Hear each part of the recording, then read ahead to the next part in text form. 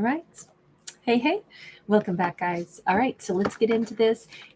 We have missed out on so many single storylines as I was on vacation, spending time with all my family for a while. So I'm just now back, and we're getting back into the swing of things. Also, just FYI, before we get too deep into this, let me remind everybody that tomorrow, Monday, I'll be going live on both channels, both in Members Corner, but then also just live in general.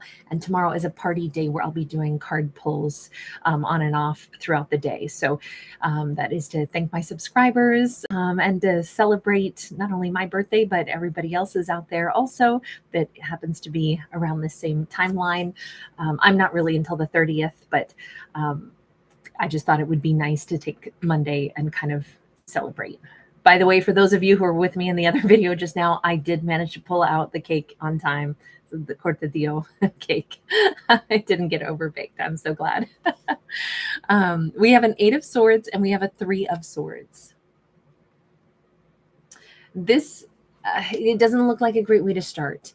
It kind of looks like we have a character who has had a heartbreak and they have been keeping themselves locked up in this little hurt locker. Hi, guys. So nice to see everybody.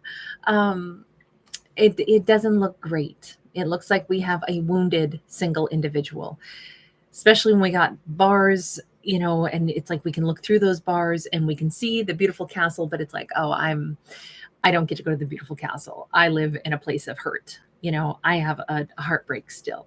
So happiness is reserved for other people and I'm stuck in a heartbreak. Okay, hang on. Let's just see. Knight of Wands, because unfortunately we have a character who has either decided that love is untrustworthy, that all they meet are players, cheats, people that they cannot rely on. And it's like, oh yeah, they come on in with lightning in the hand and they are seducers and seductresses, but they don't last. We have a 10 of Cups in the reverse.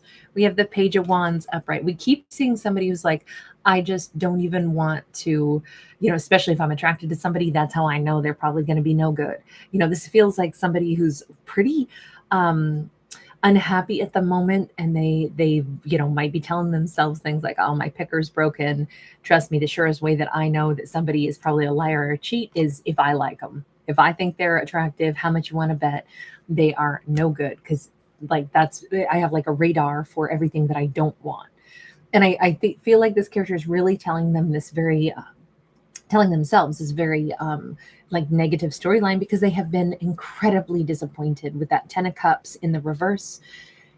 And yet still she's kind of like back here tucked in a shadow and still looking out and saying, yeah, I can see right now there's somebody I'm attracted to. And you know what? I bet you money they would just be a player also.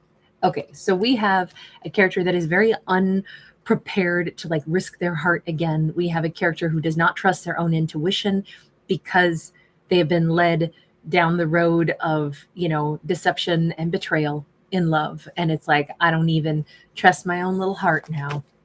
Hi, everybody. So great to see you all. We got the Page of Pentacles that is in the reverse. Page of Pentacles in the reverse says, I don't even want to try. I don't even want to give, you know, slide my money across the countertop. I don't even want to. I don't even want to talk to somebody. I might watch them from a little bit of a distance here. I may have a little bit of attraction, but I'm definitely not ready to put my fragile heart out there. You know, it completely makes sense to me, but can we turn to the universe and just ask the universe, do you have any words of support or any words of wisdom or anything for this character? We have the Sun. This just came out in the collective message too. Different storyline for sure, but the universe is like, hey, it's okay. There's other things in life that make us happy. So instead of focusing on the one area of life that makes us unhappy, let's take a minute and let's go do things that we enjoy. Let's get our happiness quota up again by, you know, walking up those stairs and going toward things that make us really, enjoy our lives again. Fine. You don't want to talk about love right now. You don't have to. There's other things in life that'll give you great joy. And I think that's some kind of some sage advice. I like that. Because, when we're focusing on the thing that makes us unhappy, if that becomes our focal point and it's like, oh, love sucks, stinks. I can't trust my instincts. Everybody's a player. Everybody's a betrayer. It makes me unhappy to think about love. It's like, whoa, let's divert conversation to another topic. What do you like? Oh, well, I like hiking. I like, being outside. I like gardening. I like, whatever music. I like ancient Egyptian culture. I like painting. I like running upstairs and checking my personal best time. Whatever it is, it says, all right, cool. So let's get busy doing those things for a hot minute. Let's get the happiness quota back up. Yeah, because that's where our character is going to restore themselves to the throne that they should be on, right? The Empress energy. Okay, you're right. I am somebody who should have greater happiness. I am somebody who knows myself better than this. Okay, now I can start to look at my future with a happier perspective. I love giving love a break. I did not expect this in a single storyline, that someone might actually need a hot minute to leave love alone and just focus on other things and restore. And this could be a masculine or a feminine. Of course, we all have divine masculine and feminine energies within us. But the feminine energy is the energy of the moon. It's the energy of like nurturing. It's also the energy of the gravitational pull, whereas the sun is the masculine, and it's the energy of like projection. So it's really interesting that we have kind of like the universe gently nudging our character to get back in harmony in their masculine and feminine energies by making themselves happy doing things that are not related to love, just things that they enjoy, things that they do love doing, but not romance. And then restoring kind of like their happiness quota, and then getting to the point where now you notice she holds that crystal ball and saying, okay, now what would I like to like invite into my life? But first, it says take charge of your life to go after happy things. And then when you are feeling better overall, then ask yourself, what would I like to invite in my future? Okay, we have a Three of Swords again. But this time it's a different Three of Swords. We have this very honorable, regal samurai riding out on his horse. And he's in full regalia and even like protective armor. And it kind of says, if our character has been in this energy flow of, okay, if I want to invite something into my life in the future, yes, she may immediately shift her mindset to, maybe I'd like to meet someone who knows a thing or two also about how to handle a heart, because maybe they know a thing or two about heartbreak.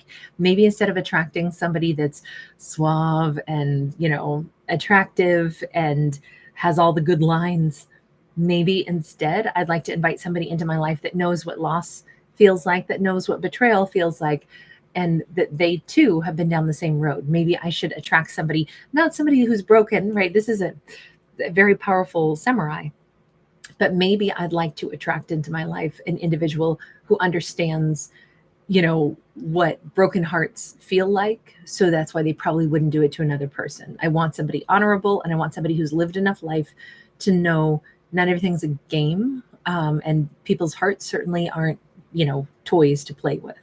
And I kind of think that's a, like, look, I never want to make it sound like I'm trying to say, oh, well, it's good when we get our hearts broken because that makes us better people.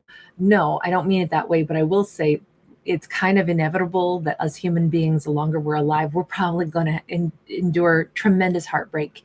And then there's a million different things that can break our heart. But when we go through things, sometimes it does make us more compassionate. It makes us more mature. It makes us more accepting. It makes us, understand grief better. It makes us sometimes also recognize just how resilient we are. And it just, if she's looking for someone and she's going to be from a more empowered position that she'll be able to set herself into, I could understand why she would want to then attract somebody who's been through the same, life hurdles that she has, because she's like, I bet you there'll be somebody who is more understanding, more compassionate, more honorable, because they know what it feels like to be, grounded into the dirt also. And I just feel like it's not like she's looking for a broken person, somebody that maybe she can, fix like a broken bird, nothing like that. It's more somebody who also will cherish how good it feels to be, healed and unbroken, and how maybe it would be better to look for happiness. We have a perfect duo here. She's out here belly dancing, and we've got the drummer right next to her. That's a great example of like maybe the quality of partnership she'd like to have, like somebody that she can dance with, play with, enjoy life with, somebody who's on her same like plane. If you've known heartbreak and you know how hard it is to get over it, but then once you do, you're like, hell bent, I'm not going back to heartbreak again because it takes so long to get yourself out of it.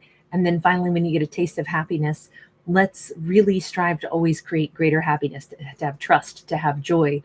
That's super important, to like cling to the things that we love in life, because I think that's her anchor that is, helping her, like restore herself again, is the fact that she started to focus on things she likes. That's actually really wonderful. I mean, I think that this is like a plan laid out for her.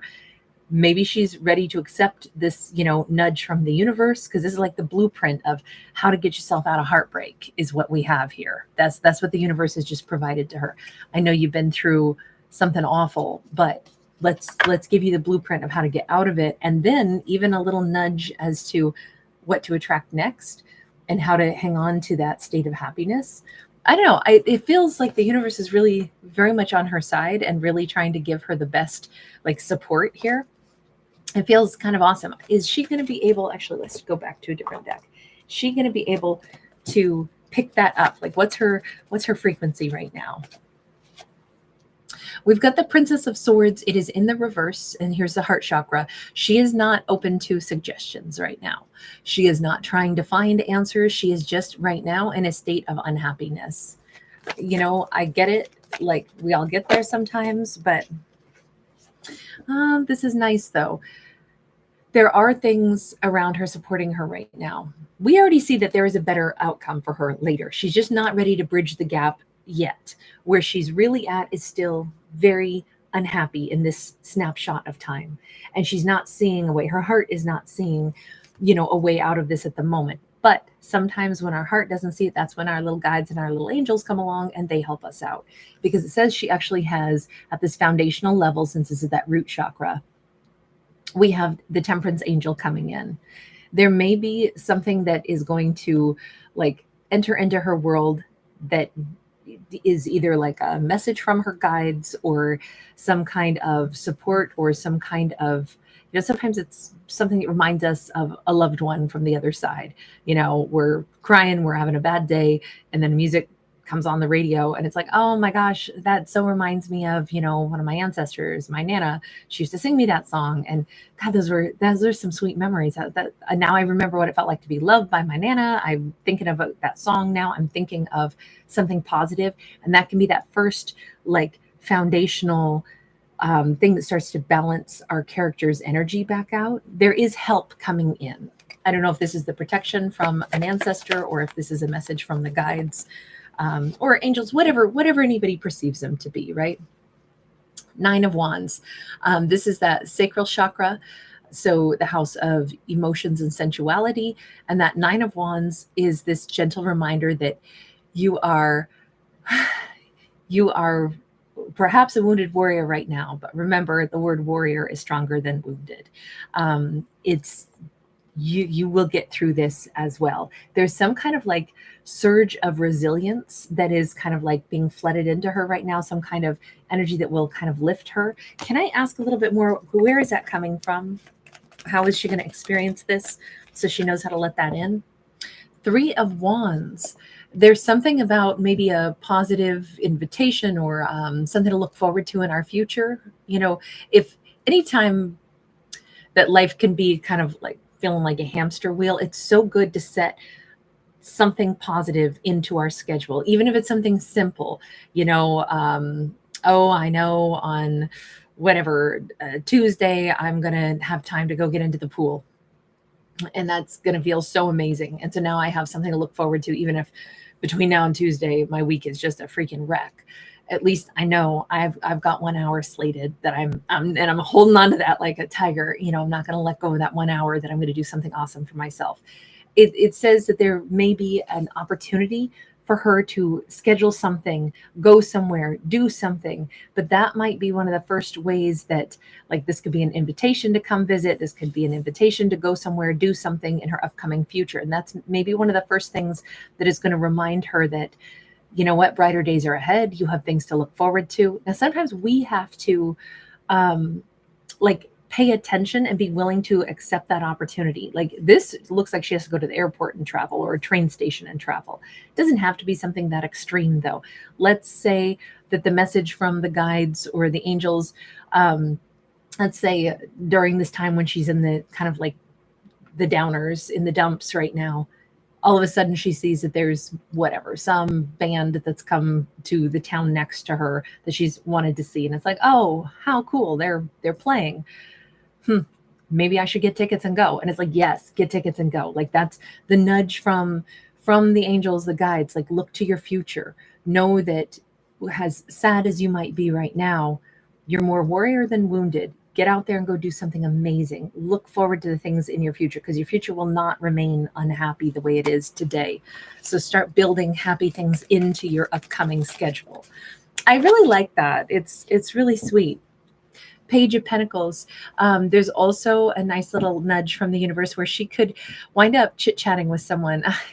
Now, this has nothing to do with me, by the way, but I'm just remembering yesterday as I took Aries out, and it was at a very, very hot time of the day. I met a neighbor who was lost. They just recently moved in, and almost 90.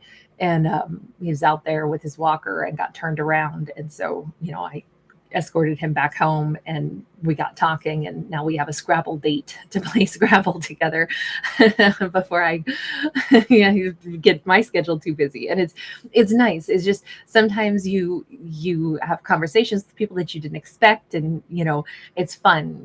He's a Brooklyner, and it'll be fun to pick his brain about his life in Brooklyn. So I'm looking forward to that. But sometimes there's just things that pop up, and it's like those. Maybe that sounds like, well, why would that be so great? Because it's nice. It's just sweet. It's, sometimes you have those seemingly simple conversations, but it adds, more texture to your own life. It gets you out of your own headspace. You start to hear about other people's lives, so anytime I see a card of like seemingly just casual dialogue, it's like, why would casual dialogue be an improvement in her world? Because it gets her not thinking about her own life anymore, but maybe, interacting with others. Everybody has their story. Everybody has something cool, that you can learn about or, live through. I like to talk to people who have lived in places I haven't been. I always like to know, and, certainly different eras also. So it's just kind of fun. But I don't know, maybe it's going to be something like that for this character. But all of these things say these are the little gifts from the angels or the guides that encourage her to be. It's interesting because it's like, look to your future, but also be in your present. Don't live in the heartbreak emotion that you actually have. The heartbreak may still be there, but you're going to have other things to look forward to. You're going to have more stimulating like conversations that you can have with people, but not if you won't make eye contact with anybody or interact with them. So I think this is how the angels and the guides are trying to get her to go over that bridge to like getting into the mindset that, yeah, it's true. My life could be filled with more happy things. In fact, let me stop thinking about heartbreak for a minute and let me start going back to hobbies and doing all kinds of wonderful things. And wow, I feel like an empress again. And then, you know what? I'd love to invite somebody new into my life, maybe somebody who knows a thing or two about heartbreak. And then together we can make sure that we're always choosing happiness. I just feel like this is more a story of somebody who's like convalescing from a heartbreak. And we've seen her still like really broken at the beginning of the story. But now we've seen this slow migration of how does somebody get over the bridge of heartbreak and get back to, happiness again. That's what this story was showing us, I think. So anyway, I'm going to leave that one there. I love the fact that we have a game plan for her, and it's a game plan that I think is going to work. You guys, thanks again. Really good to see you all. Donnie Divine, wonderful to catch you, sweetheart. Annie S. Hi, hun. Hi, Vivian.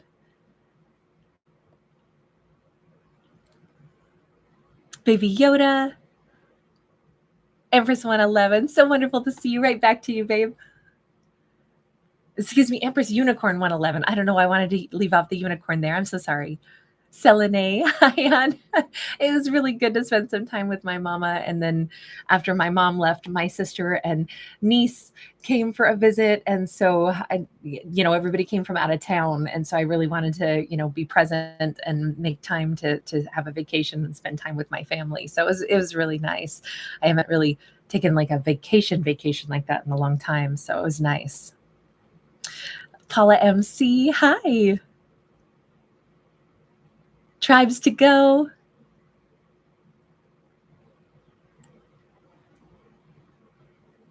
Godzilla MC, Shell Hamilton. Shout out to you in London, honey. Hi, Angel. Sunflowers Moon Power, Anisha Chatu, Godzilla MC. Awesome to catch you. Oh, Donnie Divine, sending you and the memory of your papa lots of love, lots of good vibes. That's awesome. That's awesome that you see your dad every time you pass by a mirror. I love that. And I'm sure that he's watching over you too. All right, you guys, take care. I'll see you again soon. Thank you so much for giving it a thumbs up. Thank you so much for subscribing, you guys. I really appreciate you. NH, thank you, love. You're so sweet. Yvonne Garcia, hi, hun. All right, you guys, let's get to some zodiacs now, shall we? All right, bye for now.